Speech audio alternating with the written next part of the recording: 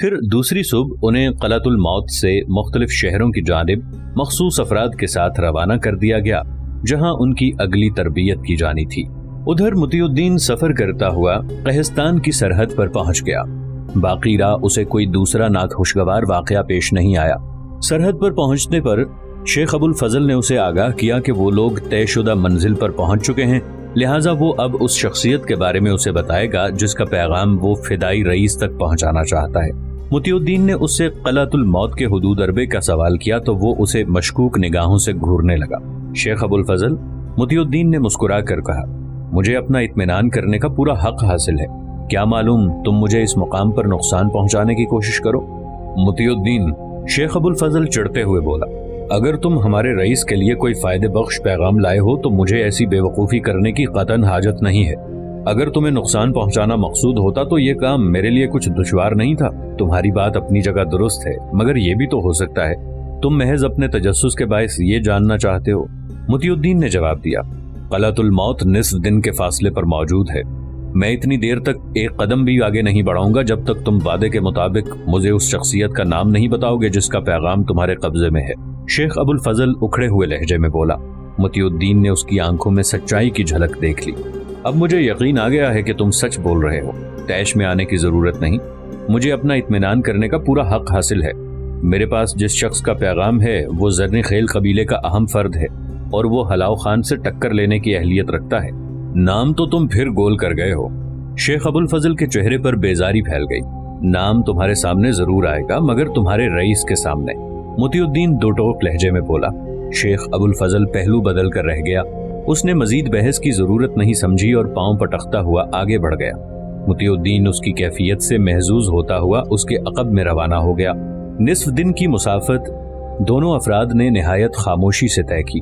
جب قلعۃ الموت ان کے سامنے آ گیا تو شیخ ابو الفضل نے ایک بار پھر الجھنے کی کوشش کی مگر مطیع الدین نے اس کی کوشش کو خوبصورتی سے نظر انداز کر دیا۔ قلعۃ الموت کے بیرونی محافظوں نے ان کی آمد پر ان کا محاصرہ کر لیا۔ شیخ ابو الفضل کی صورت دیکھ کر انہوں نے سوالیہ نگاہوں سے دیکھا۔ شیخ ابو الفضل نے مختصراً اپنی آمد کا مقصد بتایا تو انہوں نے اسے وہیں ٹھہرنے کا حکم دیا اور پیغام قلعے میں موجود رئیس کے پاس پہنچا دیا گیا۔ کچھ ہی دیر بعد انہیں قلعے میں داخل ہونے کی اجازت دے دی گئی۔ مختلف راستوں سے گزرنے کے بعد مطیع الدین کو ایک عالی شان کمرے میں پہنچا دیا گیا۔ شیخ ابو الفضل اس سے الگ ہو گیا تھا۔ کچھ دیر میں خوشبودار کھانوں کے پکوان اس کے سامنے سجنے لگے۔ مطیع الدین کئی دن سے ایسی مسحور کن خوشبو نہیں پا سکا تھا۔ وہ کھانوں پر یوں ٹوٹ پڑا جیسے سالوں کا بھوکا ہو۔ کھانے سے فراغت کے بعد اسے آرام کے لیے کہا گیا اور فدائی رئیس سے اگلی صبح ملاقات کا اندیا دیا گیا۔ مطیع الدین کی خدمت کے لیے کنیزوں اور غلاموں کی کوئی کمی نہیں تھی۔ مطیع الدین کھانے سے فراغت کے بعد مخملی بستر پر لیٹ گیا اور سفر کی تکان کے باعث خواب خرگوش کے مزے لوٹنے لگا۔ اسے یاد نہیں کہ وہ کب تک سوتا رہا۔ کسی کے جھنجھوڑنے پر اس کی آنکھ کھلی۔ مطیع الدین چونک کر اٹھ بیٹھا۔ ایک غلام اس کے سراہنے پر موجود تھا۔ مطیع الدین کو بیدار ہوتا دیکھ کر وہ مؤدب انداز میں پیچھے ہٹ کر کھڑا ہو گیا۔ مطیع الدین نے اس کی جانب مستفسرانہ نگاہوں سے دیکھا تو اس نے اپنی آمد کا مقصد بتایا۔ آقا آپ کے منتظر ہیں، آپ جلد تیار ہو جائیں تاکہ ملاقات ہو سکے۔ کیا مطلب؟ انہوں نے تو مجھے صبح کے لیے کہا تھا۔ مطیع الدین حیرت سے بولا، شاید آپ سفری تکان کے باعث کچھ زیادہ ہی گہری نیند میں اتر گئے تھے۔ صبح تو کب کی ہو چکی ہے، آپ کے ناشتے کا انتظام بھی آقا کے ساتھ کیا گیا ہے، ذرا جلدی کیجئے۔ غلام نے وضاحت کی تو مطیع الدین کو بڑی حیرانی ہوئی کہ یہ کیسی تکان تھی کہ وہ کل دن کا سویا، اگلی صبح بیدار ہوا اور اپنی اس طویل نیند کو کوئی نام نہیں دے پایا۔ کھوئے سے انداز میں وہ اپنے بستر سے باہر نکلا اور غلام نے ایک سراہی سے اس کا ہاتھ منہ دھلایا۔ کچھ ہی دیر میں مطیع الدین لباس بدل کر غلام کے ساتھ مختلف راستوں سے ہوتا ہوا بڑی فصیل تک جا پہنچا جہاں فدائی رئیس موجود تھا۔ مطیع الدین نے اس سے مصافحہ کیا۔ رئیس نے اسے نشست پر بیٹھنے کا اشارہ کیا تو مطیع الدین اطمینان سے بیٹھ گیا۔ اسی لمحے پکوانوں کے تشت وہاں پہنچنا شروع ہو گئے۔ رئیس نے مطیع الدین کو کھانے کے لیے کہا اور باقی باتوں کو کھانے کے بعد کے لیے چھوڑ دیا۔ کچھ ہی دیر میں وہ کھانے سے فارغ ہو گئے۔ اسی دوران شیخ ابو الفضل بھی وہاں آ پہنچا۔ رئیس نے اسے بھی ایک جانب بیٹھنے کا اشارہ کیا۔ مجھے تمہاری آمد کے بارے میں شیخ ابو الفضل نے بتایا ہے کہ تم ہمارے کسی دوست کا پیغام لے کر آئے ہو۔ رئیس نے گفتگو کا آغاز کیا۔ میرے نام سے آپ واقف ہو چکے ہوں گے۔ میں زرین خیل قبیلے کی جانب سے ایک تجویز لے کر یہاں آیا ہوں۔ اس میں دونوں افراد کا فائدہ ہے۔ हलाव खान आपका भी दुश्मन है और हमारा भी। हम दोनों का मुफाद मुश्तरक है, लिहाजा हमें आपस में मिलकर कुछ करना चाहिए। मोतियुद्दीन बोला, शेख अबुल फजल की बातों से हमें मालूम हो गया है कि तुम्हारी आमद का मकसद क्या है। मेरा ख्याल है तुम्हें खुलकर बात करना चाहिए। रईस ने मुस्कुरा कर कहा, अगर नागवार ना गुजरे तो क्या हमारा तारुफ मुकम्मल हो सकता है? मोतियुद्दीन ने कहा। इस पर शेख अबुल फजल के चेहरे पर नागवारी फैल गई। क्यों नहीं? रईस नरमी से बोला, मेरा नाम शेख कबीरुद्दीन है और मैं क़लअतुल मौत का मुंतजिम हूँ। तमाम वादी में फैले हुए फिदाई मेरी यूं परस्तिश करते हैं गोया मैं ही उनका खुदा हूँ। इस बात पर मोतियुद्दीन को हल्का सा झटका लगा, मगर उसने फौरन खुद पर काबू पा लिया, क्योंकि वो फिदाइयों के मुताल्लिक किसी हद तक जान चुका था कि उनके अकायद में खराबी पैदा हो चुकी है। बात यह है कि कान आजम मंगो खान के दौर में हलाव खान के इख्तियारात के तजावुज के बायस कई मंगोल कबाइल नाराज थे और उसकी मौत के बाद ये नाराजगी इदावत में बदल गई और नौबत यहाँ तक पहुँच गई कि आपस में लड़ाई झगड़ों की नौबत आ गई। जर्री खेल हुक्मरान बिरकाई खान के इस्लाम कबूल करने की सूरत में मामला इंतहा को छूने लगा। हलाव खान ने कुछ ऐसी हरकतें की जिनके बायस जर्री खेल कान आजम बिरकाई खान को अपने दिफा की बाबत में गहरी संजीदगी से सोचना पड़ा। कबायली सरदारों के मुत्तफ़क़ा मशवरे के बाद ये तय पाया कि हमें हलाव खान के खिलाफ महाज खोलने से पहले तमाम ऐसे साथियों से मदद हासिल करना चाहिए जो कि हलाव खान को नापसंद करते हैं। आपका गिरोह भी हलाव खान की ज़्यादतियों का शिकार है, लिहाजा आपको भी हलीफों की फहरिस्त में शामिल कर दिया गया। लिहाजा मैं बिरकाई खान का नुमाइंदा बनकर ये मालूम करने यहाँ आया हूँ कि क्या आप अपना नाम हलीफों की फहरिस्त में बरकरार रखना पसंद करते हैं या नहीं।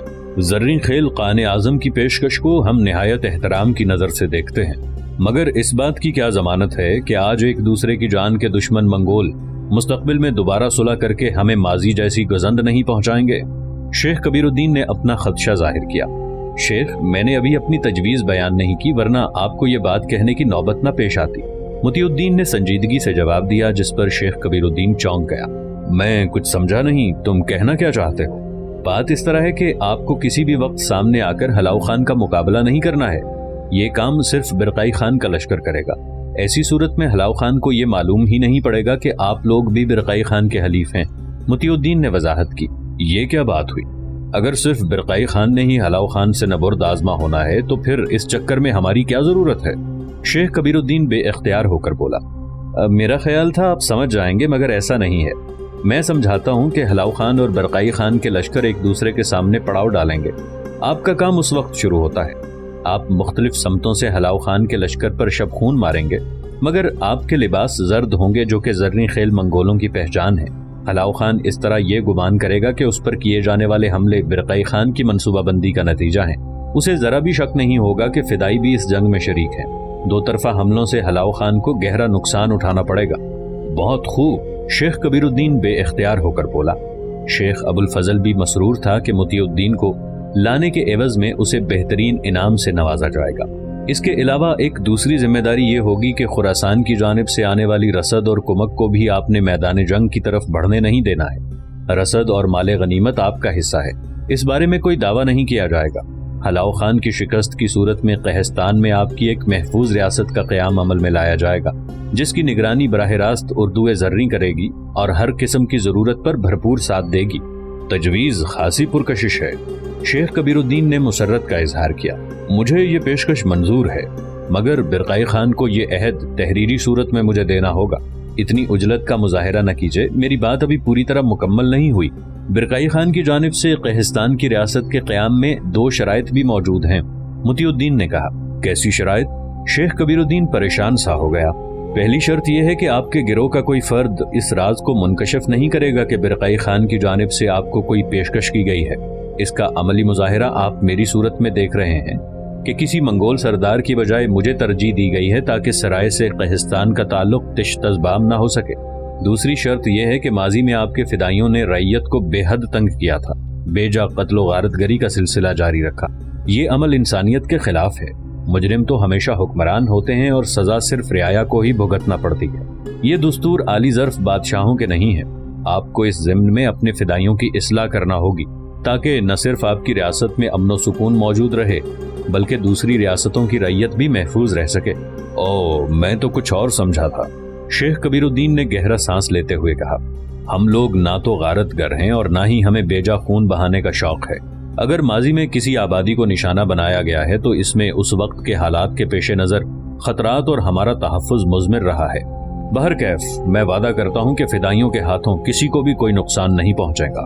رہا سوال اس راز کے انکشاف کا تو بے فکر رہیں، یہ بات ہم 3 افراد کے درمیان ہوئی ہے، ہم تینوں میں سے ہی کوئی اس بات کو کھول سکتا ہے۔ ٹھیک ہے شیخ، مطیع الدین نے کہا، میں کچھ دن تک آپ کے پاس ہی قیام کروں گا۔ آپ اپنا جواب تحریری شکل میں میرے حوالے کر دیں تاکہ میں اس پر تصدیق کر کے برقعی خان کو روانہ کر سکوں۔ کیا تحریری مراسلہ خطرات کا باعث نہیں بنے گا؟ بے فکر رہیں، آپ کا مراسلہ آپ کے ذریعے ہی سمرقند پہنچے گا۔ وہاں مراسلہ ایک خاص فرد کے حوالے کر دیا جائے گا تاکہ وہ برقعی خان کے محفوظ ہاتھوں میں پہنچ جائے۔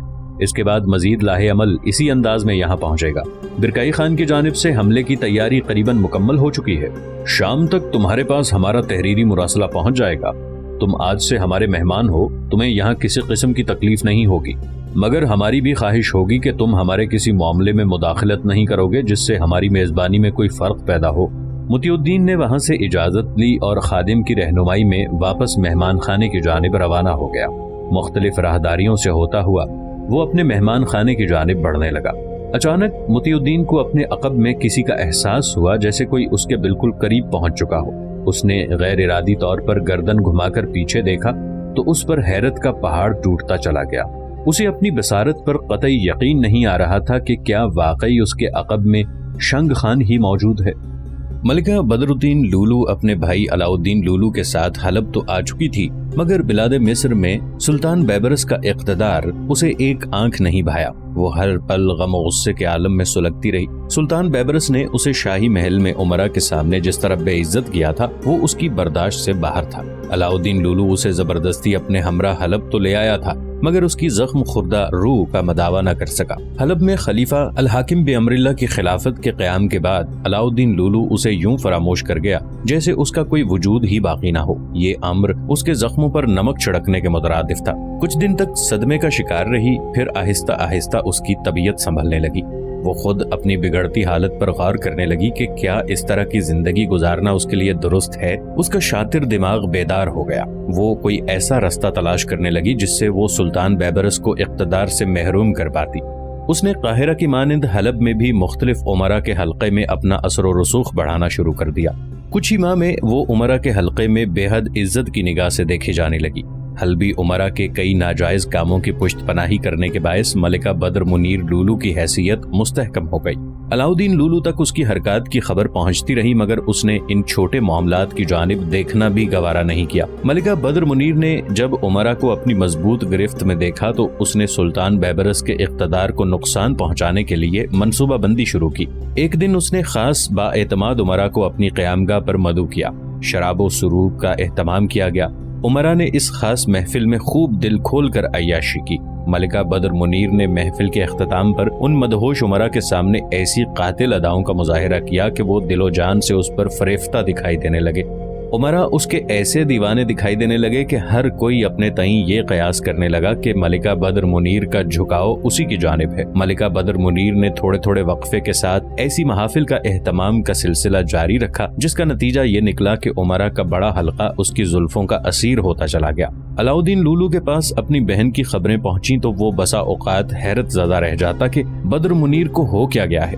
وہ ایسی عورت تو نہ تھی۔ علاء الدین نے اس کی شرمناک حرکتوں کو سلطان الملک المظفر کے قتل کے صدمے کا رد عمل قرار دیتے ہوئے نظر انداز کر دیا۔ البتہ امراء کے حلقے کی قربت کو تشویش بھری نگاہوں سے دیکھا۔ اس نے کئی مخبروں کو امراء کی حرکات پر گہری نظر رکھنے کے لیے مامور کر دیا تاکہ اس کے خلاف کوئی سازش پروان نہ چڑھ سکے۔ ملکہ بدر منیر لولو نے جب یہ دیکھا کہ امراء کا حلقہ مکمل طور پر اس کا گرویدہ ہو چکا ہے تو اس نے اپنی منصوبہ بندی کے تحت انہیں سلطان بیبرس کے خلاف بھڑکانا شروع کر دیا۔ سلطان بیبرس کے بارے میں ان کی معلومات کچھ زیادہ نہیں تھی۔ انہوں نے ملکہ بدر منیر کی باتوں پر اندھا یقین کر لیا۔ کچھ دن تک یہ سلسلہ جاری رہا جس کے باعث وہ امراء سلطان بیبرس کو اپنا ذاتی دشمن گمان کرنے لگے۔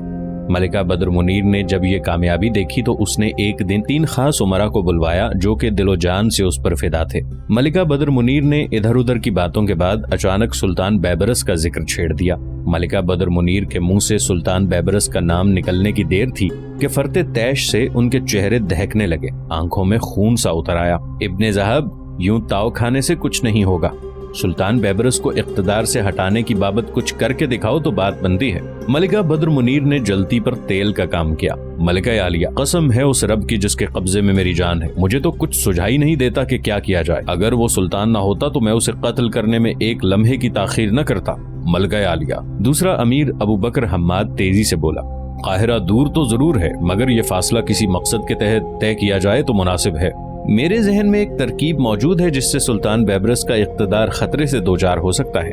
मलिका बद्र मुनीर ने सरगोशी में कहा। वो तीनों चौंक कर उसकी जानिब बेताब निगाहों से देखने लगे। मलिका बद्र मुनीर ने बात जारी रखते हुए कहा, काहिरा में दो किस्म की हुकूमतें मौजूद हैं, बिल्कुल इसी तरह जैसे कि हलब में एक हुकूमत सुल्तान बैबरस की है और दूसरे नए अब्बासी खलीफा की। जैसे एक न्याम में दो तलवारें नहीं रह सकती, इसी तरह काहिरा में दो हुकूमतें क्यों कर मौजूद रह सकती हैं। क्या तुम लोग इस मौके से फायदा नहीं उठा सकते? बात किसी हद तक माकूल भी थी। वो तीनों यो एक दूसरे की सूरत देखने लगे जैसे उन्हें अपनी नादानी पर ताज्जुब हो कि ये बात पहले उनके जहन में क्यों नहीं आई। मलिका आलिया, आपकी बात तो दुरुस्त है, मगर जहाँ तक मुझे मालूम है कि दोनों हुकूमतें बाहम मरबूत हैं और उनके दरमियान कोई ऐसा रखना मौजूद नहीं है जहाँ किसी को फायदा हासिल करने का मौका मुयस्सर आ सकता हो। अमीर इब्ने ज़हब ने कहा, सब कुछ मुमकिन है इब्ने ज़हब। मलिका बद्र मुनीर एक अदा से मुस्कुराई।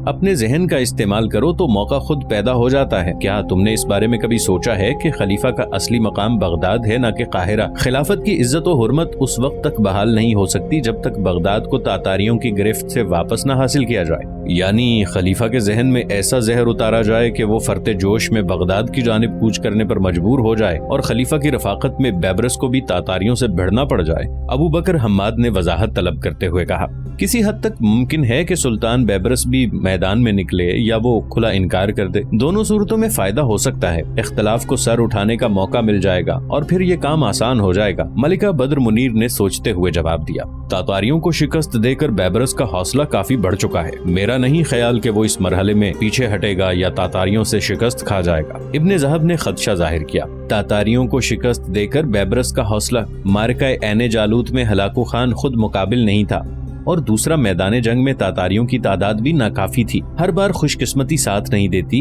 हलाकू खान के बारे में इत्तलात हैं, जल्द ही वापस लौटने वाला है। अगर उसे ये खबर मिल जाए कि खलीफा या सुल्तान बैबरस बगदाद की वापसी के लिए अस्करी तैयारी कर रहे हैं तो वो अपने सफर में तेजी पैदा कर देगा। असली मार्का बगदाद की बाजियाबी पर ही देखने को मिलेगा कि कौन फातेह है और कौन मफ्तू। मलिका आलिया, आप बेफिक्र रहें, मैं जल्द ही काहिरा रवाना हो जाऊंगा और खलीफा से मिलकर उसे इस अम्र पर आमादा करूंगा कि काहिरा खिलाफत के शाया निशान नहीं है। बगदाद मुसलमानों की वहदत का हकीकी मरकज है और वो अपने पाए तख्त बगदाद को दोबारा आबाद करने की कोशिश करे। मुझे उम्मीद है अगर ऐसा हो गया तो यकीनन सुल्तान बैबरस का इख्तिदार मुख्तसर होकर रह जाएगा। मलिका बद्र मुनीर ने शराब का एक जाम इब्ने ज़हब को पेश करते हुए ऐसी दिलकशी का मुजाहिरा किया कि वो पहलू बदलने पर मजबूर हो गया। ज़िक़ादा 659 हिजरी में हल्बी अमीर इब्ने ज़हब ने काहिरा में अब्बासी खलीफा मुस्तनसर बिल्ला से मुलाकात की और उसकी तारीफ व तौसीफ करते हुए न सिर्फ सुल्तान बैबरस के एहयाए खिलाफत के इक़दाम को सराहा बल्कि उसके सामने बगदाद के हसीन शब रोज और बाजारों का जिक्र कुछ ऐसी खूबसूरती से पेश किया कि खलीफा मुस्तनसर बिल्ला अपनी जगह तड़प कर रह गया। खलीफा मुस्तनसर बिल्ला ने बगदाद के आखिरी अय्याम की बहारें अपनी आंखों से देखी थीं और उसकी उम्र का एक हिस्सा उन्हीं बाजारों, बागात और महलों में बसर हुआ था। इब्ने ज़हब के मुंह से बगदाद का जिक्र सुनकर बगदाद का सारा नक्शा उसकी आंखों के सामने घूमने लगा। अमीर इब्ने ज़हब ने चर्ब ज़बानी से मकतूल खलीफा मुस्तासम बिल्ला की आला शाही मजालिस और ज़ियाफतों और ज़र्क बर्क दरबार की भी तस्वीर कशी की। खलीफा मुस्तनसर बिल्ला जहां उसके मुंह से बगदाद का जिक्र सुनकर मसरूर हुआ था, वहीं उसके चेहरे पर गम और मायूसी की सिलवटें पड़ गईं। अमीरुल मुमिनीन, क्या बात है, आपके चेहरे पर यासियत कैसी? इब्ने ज़हब बोला, बगदाद का नाम सुनकर हमारी रूह को गहरी तकलीफ पहुंची है, मगर हम अल्लाह ताला के मसलहत के सामने क्या कर सकते हैं। बगदाद की तबाही और बर्बादी ही इसका मुकद्दर बन चुकी थी तो भला इसे कौन रोक सकता था। जब तक हमारी सांस बाकी है बगदाद के हसीन ख्वाबनाक मंजर हमेशा हमारी निगाहों के सामने गर्दिश करते रहेंगे। अमीरुल मोमिनीन, इब्ने ज़हब मुअद्दब लहजे में बोला, शहरों पर ऐसी क़यामत टूटती रहती है, आप हिम्मत न हारिए बल्कि कुछ ऐसी तदबीर कीजिए कि बगदाद की उजड़ी हुई रौनकें वापस लौट आएं, पुराने महल्लात की जगह नए महल्लात सर उठाएं, एक नया बगदाद वजूद में आ जाए।